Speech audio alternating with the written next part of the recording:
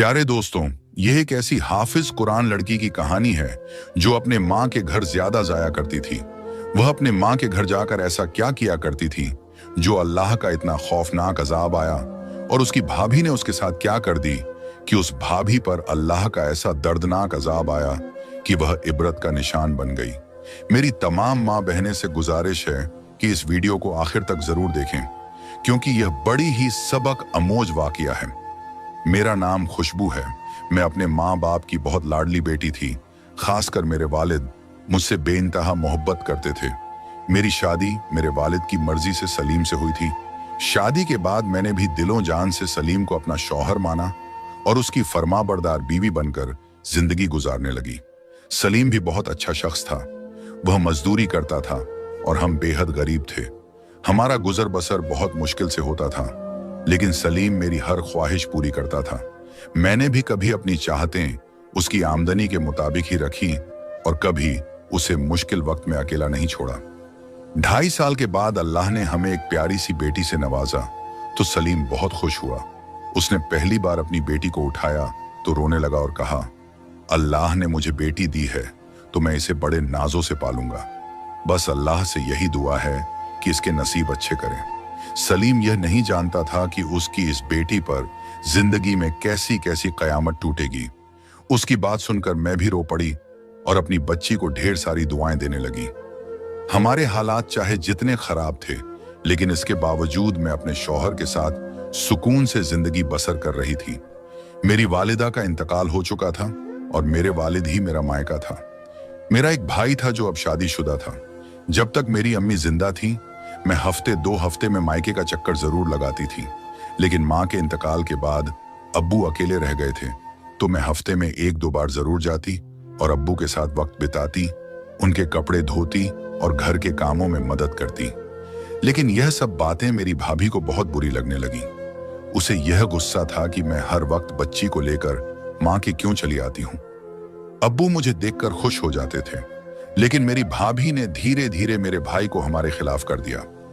अब भाई मुझे अपने घर में देखकर मोह बनाने लगा और मुझसे मिलने के बजाय जल्दी से चला जाता।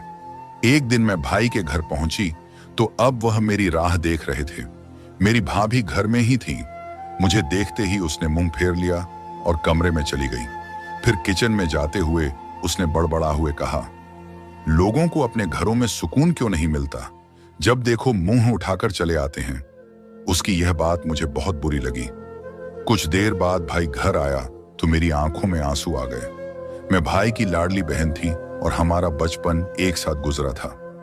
मैं उससे छोटी थी, लेकिन बचपन में जो भी चीज स्कूल से खरीदती तो भाई को दे देती थी। भाई ने मुझे रोते देखा तो पूछा, क्या हुआ, क्यों रो रही हो? क्या सलीम ने कुछ कहा या कोई परेशानी है? मैंने जल्दी से आंसू पोंछे और कहा, नहीं भाई, बस तुम्हारी बीवी ने मुझे देखकर मुंह फेर लिया और मुझसे एक लफ्ज भी नहीं बोला और फिर तरह तरह की बातें करती रही।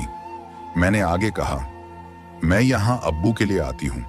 अगर तुम्हारी बीवी को पसंद नहीं तो मैं अब नहीं आऊंगी। भाई ने यह सुना और खामोशी से कमरे में चला गया। उसने जब अपनी बीवी से यह बात कही तो भाभी ने शोर मचा दिया।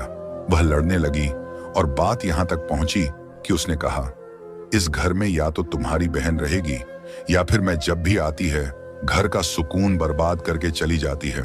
शादीशुदा है तो अपने घर क्यों नहीं रहती, रोज अपनी बेटी को लेकर यहाँ चली आती है। मुफ्त की रोटियां जो मिल जाती हैं भाभी की।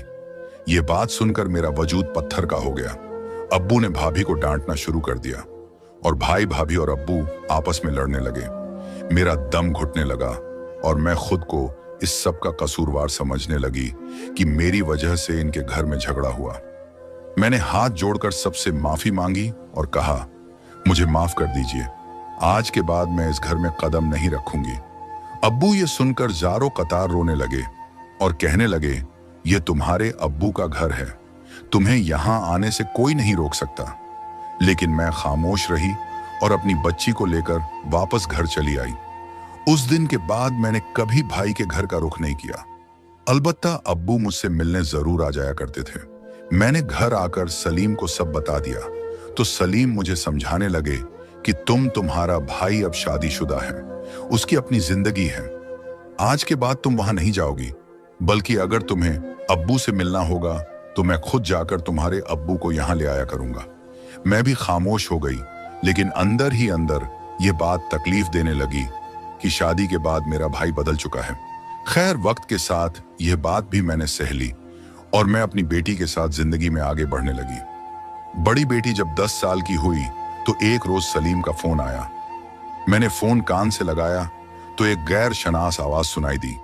कहने लगे कि सलीम साहब फैक्ट्री की छत से नीचे गिर गए हैं, आप फौरन फला अस्पताल में पहुंच जाएं। ये सुनते ही मेरे पैरों तल्ले जमीन निकल गई।